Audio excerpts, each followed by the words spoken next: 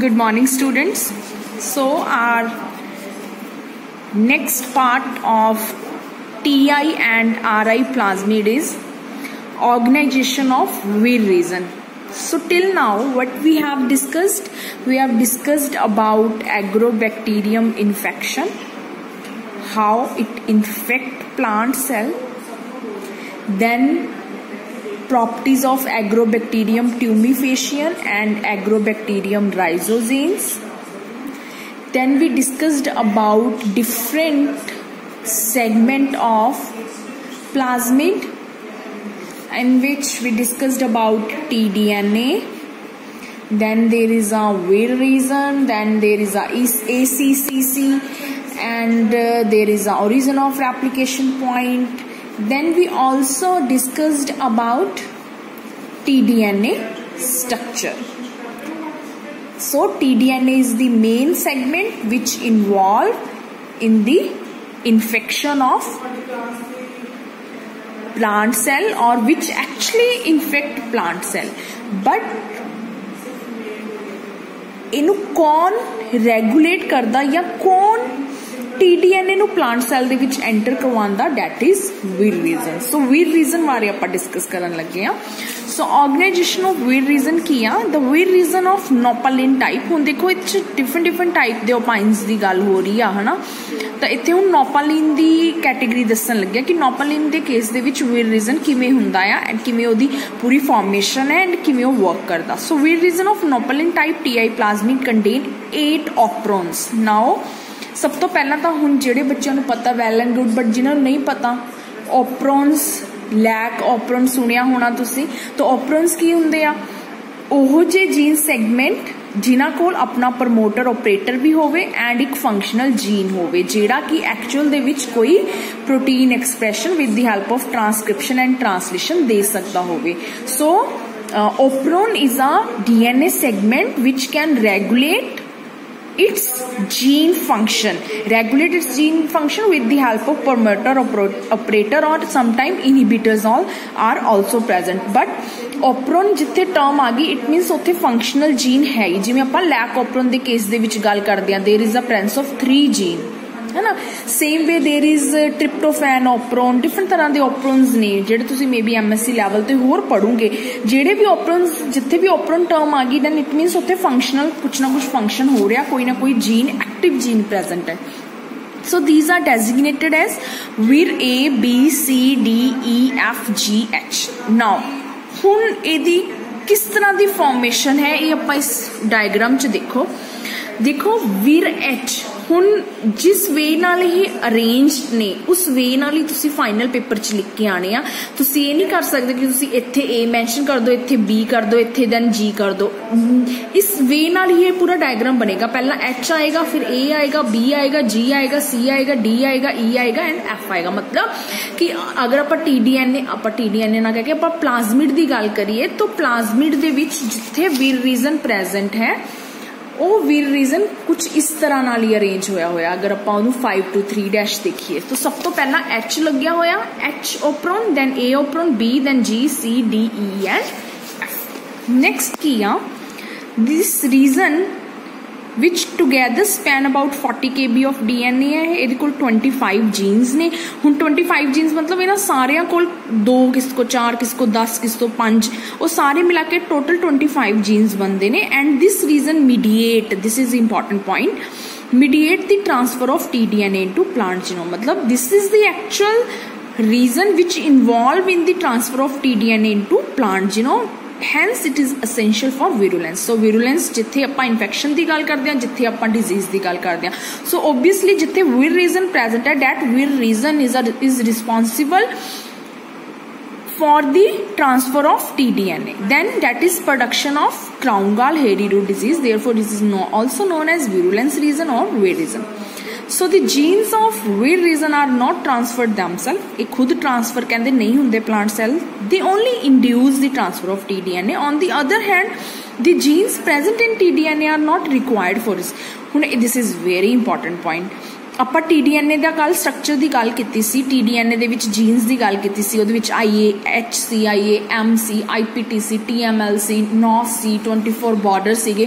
ਉਹ ਸਾਰੇ ਸੀਕੁਐਂਸ, ਉਹ ਸਾਰੇ genes that are not involved in the transfer ਲਈ ਕੌਣ ਰੋਲ ਪਲੇ ਕਰ ਰਿਹਾ? ਵੀਰ ਰੀਜ਼ਨ। TDNA ਤਾਂ ਉਹ ਨੇ ਜਿਹੜੇ ਐਕਚੁਅਲ ਦੇ ਵਿੱਚ ਪਲਾਂਟ ਜੀਨੋਮ ਦੇ ਵਿੱਚ ਜਾ ਕੇ ਆਪਣੇ ਆਪ ਨੂੰ ਐਕਸਪ੍ਰੈਸ ਕਰੇਗਾ, ਕਿਉਂਕਿ ਉਹ ਯੂਕੈਰੀਓਟਿਕ ਸਿਸਟਮ ਦੇ ਨਾਲ ਮੇਲ ਖਾਂਦਾ ਹੈ।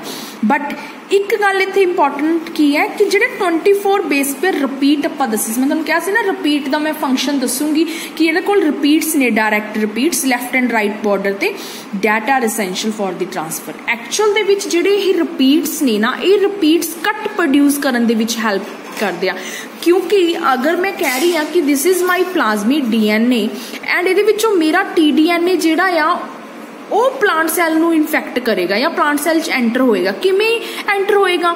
ਵੀਰ ਰੀਜ਼ਨ ਕਰਵਾਏਗਾ। ਬਟ ਵੀਰ ਰੀਜ਼ਨ ਇਹ ਜਿਹਾ ਕੀ ਕਰੂਗਾ? ਵੀਰ ਰੀਜ਼ਨ ਇਹਨਾਂ ਦੇ ਜਿਹੜੇ ਬਾਰਡਰ ਸੀਕੁਐਂਸ ਹੈ ਉਹਨਾਂ ਨੂੰ ਪਹਿਚਾਨੇਗਾ। ਪਹਿਚਾਨਣ ਤੋਂ ਬਾਅਦ ਉਹਨਾਂ ਵਿੱਚ ਕੱਟ ਲਗਾਏਗਾ। ਕੱਟ ਲਗਾਉਣ ਤੋਂ ਬਾਅਦ ਮਤਲਬ ਉਹਦੇ ਕੋਲ ਕੁਛ ਨਾ ਕੁਛ ਐਂਜ਼ਾਈਮਸ ਹੋਣਗੇ, ਹੈ ਨਾ। ਵੀਰ ਰੀਜ਼ਨ ਕੋ ਆਪਾਂ ਡਿਸਕਸ ਕਰਾਂਗੇ। ਉਹ ਐਂਜ਼ਾਈਮ ਇਹ ਕੱਟ ਪ੍ਰੋਡਿਊਸ ਕਰਕੇ ਇਸ TDNA ਨੂੰ ਪਲਾਂਟ ਸੈੱਲ ਦੇ ਵਿੱਚ ਭੇਜਣ 'ਚ ਹੈਲਪ ਕਰਨਗੇ। ਸੋ ਦਿਸ ਇਜ਼ ਵੈਰੀ ਇੰਪੋਰਟੈਂਟ ਕਿ ਅਗਰ ਕਿਸੇ TDNA ਕੋਲ ਬਾਰਡਰ ਸੀਕੁਐਂਸ ਨਹੀਂ ਹੈ ਦੈਨ ट्रांसफर होने च प्रॉब्लम होगी। पर थानू इत्थे एक याद आना जाना चाहिए, अपने नोट्स च देखियो जो आप गल की सी, there is also presence of tra region. हुण ट्रा रीजन की इंपोर्टेंस कित्थे आंदी आ कि सम टाइम TDNA दे विच म्यूटेशन या चेंजिस होने दे नाल बॉर्डर सीक्वेंस डिलीट हो जाते हैं या नॉन फंक्शनल हो जाते हैं। तो अगर नॉन फंक्शनल हो गए इट मीनस ट्रांसफर नहीं हो पानी TDNA दी, वीर रीजन नहीं पहचान पाऊगा या कर पाऊगा। सो उस केसेस दे विच there is a presence of tra region. This tra region helps TDNA। हुण जिहड़ा बॉर्डर सीक्वेंस वाला काम सी ना, हुण वो कौन करेगा? Tra region. And this tra region now will help TDNA to transfer into plant genome. So this is very important कि TDNA को otherwise अपने right and left border पए ने, direct repeats पए ने जेड़े कि actual दे विच cut produce होके plant cell ਨੂੰ infect ਕਰਦੇ ਆ। but अगर ਉਹਨਾਂ ਵਿੱਚ ਕੋਈ by chance ਉਹਨਾਂ ਦੀ functionality ਦੇ ਵਿੱਚ problem ਆ ਜਾਵੇ, non functional ਹੋ ਜਾਣ ਜਾਂ deletion ਹੋ ਜਾਵੇ ਉਸ part the, then there is a presence of TRA region which take over the function of this part, or you can say जेडे right and left border delete हो गया वो problem solve करने there is a presence of TRA region. Now of the 8 vir operons, हुने 8 ने total in number, 4 operons vir A, B, D and G are essential for virulence. हुन जिवें आपां replication तुसी पढ़िया होगा, there is a presence of DNA polymerase 1, 2 and 3, but main replicating enzyme is 3 जिहड़ा जितो बिना सर ही नहीं सकता। सेम वे इहदे केस दे विच भी there is a presence of 4 operon which are very much required for virulence, while the remaining 4 operon play an accessory role। तो accessory role भी important ही होगा, but उन्हां दे लई आपां कोई होर अल्टरनेट सिस्टम दे विच या नेचुरल सिस्टम च हो भी सकदा, बट जिहड़े ये 4 operons ने कदे भी इन्हां तो बिना TDNA दी ट्रांसफर नहीं होएगी। The operon vir A and G are constitutive। Now what do you mean by constitutive? First, encode one protein each and are concerned with regulation of all the vir operon. So now this is very important कि vir A and vir G, vir A and vir G की आ बच्चा C एक वारी open system दे विच there is a promoter operator, then vir A लग्या होया या वीर G लग्या होया आ एंड इहदा भी प्रमोटर ऑपरेटर है। एक वारी vir A and G express हो गए, एक्सप्रेस किवें होणगे? There is a constitutive expression. Now जदों आपां जेनेटिक्स च गल करदे हां, there are 2 type of expression system, one is constitutive and other is regulatory. Constitutive expression system नूं आपां हाउसकीपिंग जीन एक्सप्रेशन भी कह दिंदे हां। हाउसकीपिंग जीन एक्सप्रेशन सिंपल आपां अपने इनू वर्ड नूं किवें तुसीं याद कर सकदे हो? तुहाडे घरे हर एक दे घरे झाड़ू आ, है ना, वो झाड़ू तो बिना तुहाडे घर दी सफाई नहीं हो सकदी, that is essential. Same way constitutive genes वो होंदे ने जिहड़े which are very much required और जिहड़े बहुत असेंशियल ने किदे लई?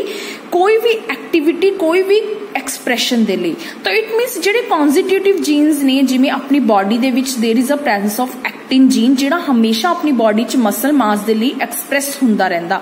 जदों तो आपां जन्म लिया एक्टिन इज एक्टिव, बट कई इहो ਜਿਹੇ जीन्स ने विच आर रेगुलेटरी मतलब ऑन ऑफ हो जाते आ। ਉਹ ਕਿਹੜੇ ਹੁੰਦੇ ਆ? ਜਿਵੇਂ स्ट्रेस हार्मोन्स, जिमें epinephrine is related to stress hormone. अगर किसी पर्सन को इमीडिएटली शॉक लगता then there is a release of epinephrine release मतलब this is a protein.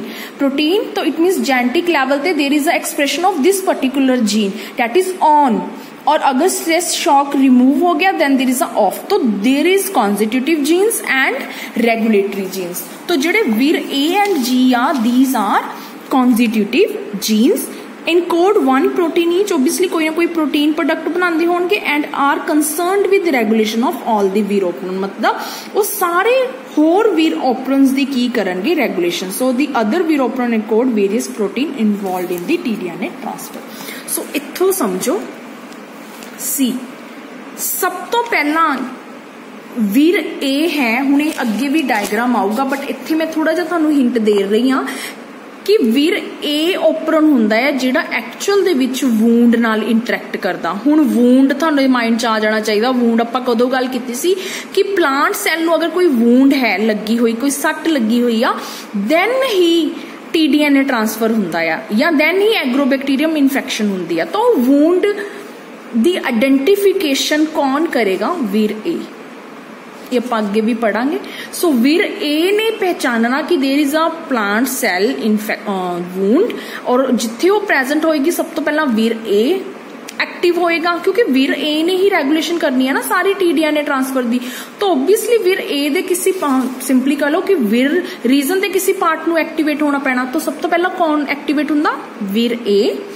Then वीर ए अपने आप नू एक्टिवेट करके अपनी आप दा expression there is one word phosphorylation करके अपने आप दी, देन इट ऑल्सो फॉस्फोरिलेट और एक्टिवेट वीर जी। एक बार वीर जी एक्टिव हो गया then it means TDNA transfer होएगी अगर सब कुछ नॉर्मल, अगर ट्रा रीजन अपना काम कर रहा है या टीडीएनए अपने सही जीन्स ने, सब कुछ वेक्टर सिस्टम सब ठीक है एंड एग्रोबैक्टीरियम इन्फेक्शन कॉज करने लिए रेडी है। सो होएगा कि this is T-DNA left border, देखो इत्थे ध्यान दिओ, इहदे नाल इत्थे मतलब की लग्या होया, देयर इज टीडीएनए। सो वीर जी एक बार एक्टिव हो गया, now it will activate all the operons. So vir G the activation will lead to the regulation, और simply तुसी कह लो कि on प्रोसेस कर देगा सारे H B C D E and F सारे एक्टिव हो जाएंगे। बट G नू कौन एक्टिवेट करेगा? हमेशा A, और A नू कौन एक्टिवेट करूगा? Presence of wound in plant cell. So हुण आपां गल करनी आ इन्हां दे फंक्शन दी कि अगर मैं वीर एच बोल रही हाँ, ए बोल रही हाँ, जी बोल रही हाँ, इन्हां सब दा की फंक्शन आ? देखो आद लिखे हुए आ फंक्शन ऑफ टीडीएनए, ये जिहड़ा आपां कल पढ़िया IAM की करदा, IAH की करदा, IPT, NOS 24 base pair left and right border sequence. तो ये सारे आपां पढ़े सी। कोई इंडोलेस्टिक एसिड बना रहा तो ये प्रॉपर लिखा होया कि की करदे आ, एंजाइम कॉड करदे आ monooxygenase which convert tryptophan into indole 3 acetamide. हुण नैट दे एग्जाम दे विच या सर क्विज पा रहे ने, थानू क्विज सी नहीं तो सर कहते मैं वीर रिलेटेड कोई क्वेश्चन पाया है तो ट्राई टू अटैम्प्ट इट, नहीं समझ आया दैन मैनू पुछियो। तो इट जो ही इन्हां दे विचों कुछ ना कोई क्वेश्चन हो सकता है, या सिंपली वो ये क्वेश्चन पा सकते हैं कि प्रिकर्सर का जिवें मैं तुहानू दस्सिया सी, या वो ये क्वेश्चन पा सकते हैं एंजाइम का नाम दसो। तो डिफरेंट एंजाइम 4 ऑप्शन हो सकती हैं, but major enzyme which is involve in the transfer of tryptophan into change or convert tryptophan into indole 3 estamide is tryptophan 2 monooxygenase। फिर IAH ਦਾ फंक्शन दिसया होया जेड़ा कि एंजाइम एस्टामाइड नू कोड करदा, विच आई जेड़ा एस्टामाइड नू चेंज कर दिंदा फिर IA। हुण दो तरह के क्वेश्चन बन सकते हैं कि IAM दे लई केड़ा एंजाइम चाहिदा and IA this is the main auxin. then IPT ਲਈ there is a isopentyl transferase, then NOS that is involved in opine synthesis, then 24 base were left which are involved in the endonuclear मतलब cut produce करनगे and वो cut दे नाल साडा actual दे विच transfer होएगी into plant cell. Now vir A B C D E F and G and H तो 8 ऑप्शंस दा की 1 दा मतलब की आ यूनिट किन्नियां इहदे कोल एक्चुअल दे विच यूनिट ने मतलब यू कैन से कि इहदे कोल जिवें आपां 25 दी गल कीती सी ना 25 जीन्स तो ये 1 gene 11 gene 2 gene 4 gene 2 gene 1 gene 1 gene and 2 gene तो ये सिंबलाइज कर रहा है। तो वीर ए दा फंक्शन की है act as a sensor protein. Sensor protein किनू बोलते हैं बच्चा जिहड़ा कुछ सेंस कर सके। हुण वीर ए ने की सेंस करना आ वीर ए ने वूंड नू सेंस करना आ वूंड के उपर भी उन्हें की सेंस करना देयर इज अ कैमिकल जदों प्लांट सैल नू वूंड लगदी आ सट लगदी आ तो वह एक कैमिकल सक्रीट करता है that chemical is known as acetosyringone. तो जदों ये कैमिकल सक्रीट हुंदा तो प्लांट जिहड़ा अपने वीर ए है उस एसिटोसिरिंजोन नू अट्रैक्ट वाल उस वाल अट्रैक्ट हुंदा या सिंपली को बाइंडिंग करदा जिवें आपां कहंदे ना लिगेंड रिसेप्टर्स हुंदे आ इम्यूनो च तुसीं पढ़िया होना तो आपस च अगर इंटरैक्ट करनगे दैन ही अगे कुछ ना कुछ फंक्शन या डाउनस्ट्रीम प्रोसैसिंग होगी। सो सेम वे इत्थे there is a acetosyringone which function as a autokinase also phosphorylate VirG. Function as autokinase मतलब एक तो अपने आप नू वीर ए काइनेज एक्टिविटी दे थ्रू अपने आप नू एक्टिवेट करेगा and it also phosphorylate VirG protein. Now VirG involve in the constitutive expression अपना एक्सप्रेशन इहदा लगातार चलता रहूगा बट बाकियां दे एक्सप्रेशन नू की करेगी रेगुलेट करेगी VirG protein. Then VirB it's a membrane protein possibly form a channel for tDNA। this is important जिमें आपां कहंदे आ कि कंजुगेशन च देयर इज अ ट्यूब है ना ट्यूब बनदी आ कंजुअल ट्यूब बोलदे आ उहनूं आपां दैन उहदे विच फिर साडा जिहड़ा F पॉजिटिव F नेगेटिव वो इंटरैक्शन हुंदी आ then F negative F positive बन जांदा that is related to conjugation. Same way इत्थे भी उसनूं नाम देता है कंजुगल ट्यूब फॉर्मेशन। इत्थे भी की होएगा कि जिहड़ा टीडीएनए दी ट्रांसपोर्ट होनी है टीडीएनए दा ट्रांसफर होने इनटू प्लांट सेल वो with the help of vir B होएगा एंड इट रिक्वायर एटीपी। हुण नेट दे एग्जाम च या कंपीटीटिव एग्जाम च तुहानूं ये भी आ सकदा कि केड़ा वीर है विच इन्वॉल्व एटीपी एक्टिविटी जिन्हों एनर्जी की जरूरत है अपना काम करने लई एंड ओदी केड़ी यूनिट नू लोड़ आ। तो वीर बी 11 नू एटीपीज एक्टिविटी की जरूरत है किदे लई ट्यूब फॉर्मेशन करने लई चैनल बनाने लई ताकि टीडीएनए ट्रांसफर हो सके। नेक्स्ट है वीर सी मतलब हेलिकेज। हेलिकेज कदों रिक्वायर्ड होगा जो असीं टीडीएनए की ट्रांसफर करांगे इनटू प्लांट सैल। ये अगे मैं तुहानूं डायग्राम च होर क्लीयर करूंगी कि किवें हेलिकेज टीडीएनए के डबल स्टैंड नूं तोड़ के सिंगल स्टैंड बना के फिर वो सिंगल स्टैंड नूं प्लांट सैल दे विच ट्रांसफर करता। Then VirD it has topoisomerase जिवें आपां रेप्लीकेशन च गल करदे हां टोपोआइसोमरेज स्ट्रेस रिलीज करदा निक कॉज करन च हेल्प करदा तो वो सारे काम वीर डी दे होणगे। एक तां टोपोआइसोमरेज एक्टिविटी होएगी एक endonuclease activity. Then Vir E, this is single strand binding protein. Then F and H are not well understood. Maybe अगर तुसी हुण recent time दे विच papers पढ़ोगे कुछ थोड़ा बहुत इहदा पता लग गया होवे but otherwise एक clearance है इहदी की actual check कर दिया that is not clear. Then Vir G, this is DNA binding protein probably form dimer after phosphorylation by Vir A and induce the expression of all Vir उपरों। हुण ये तां आपां इत्थे गल कर चुके हैं इहदे च भी गल कर चुके हैं कि Vir A तो बाद Vir G एक्टिवेट हो जाता। This is actual DNA binding protein जिहड़ी कि Vir A दे नाल फॉस्फोरिलेशन होने तो बाद एक्टिव हुंदी आ ते बाकी सारे एक्सप्रैशनस नू ऑन कर दिंदी आ। दैन इहदा अपना एक्सप्रैशन किया जांदा कॉन्स्टिट्यूटिव।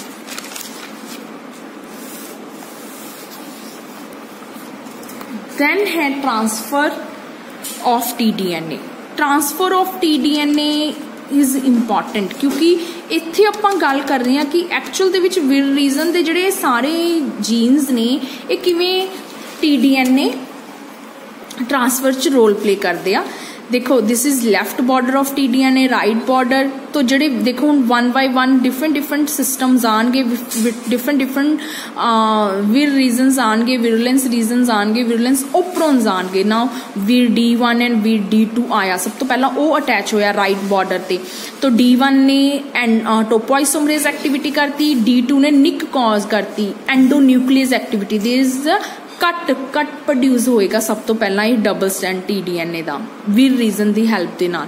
फिर वो निक तो बाद विर D2 दी अटैचमेंट रहेगी। देन हुण आपां डीएनए सिंथेसिस मतलब रेप्लीकेशन करानी स्टार्ट कर देनी। क्यों करानी है? क्योंकि आपां अपने टीडीएनए नू प्लांट सैल दे विच भेजना आ। सो न्यूली सिंथेसाइज्ड डीएनए स्टैंड बनता रहेगा विर E2 single stand binding protein तरह, ताकि ये दोनों स्टैंड आपस च ना जुड़ जान। हुण ये तुहानू क्लीयर है ऑलरेडी गल्लां।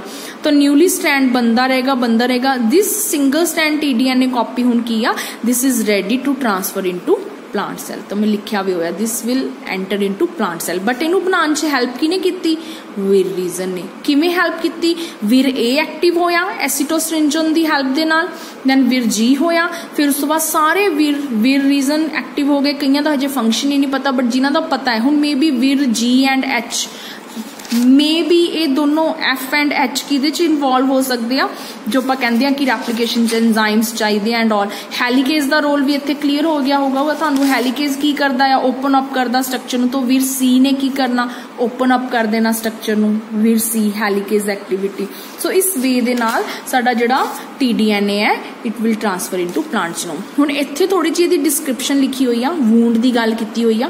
So vir regulates activity wise phenolic signal molecule that is acetostringent या ओदी isomeric form which are produced by wounded tissues of virtually all dicot plant। तो dicot plant dicotyledon plants दी जेडे wounded tissues ने वो सारे excrete करदे आ।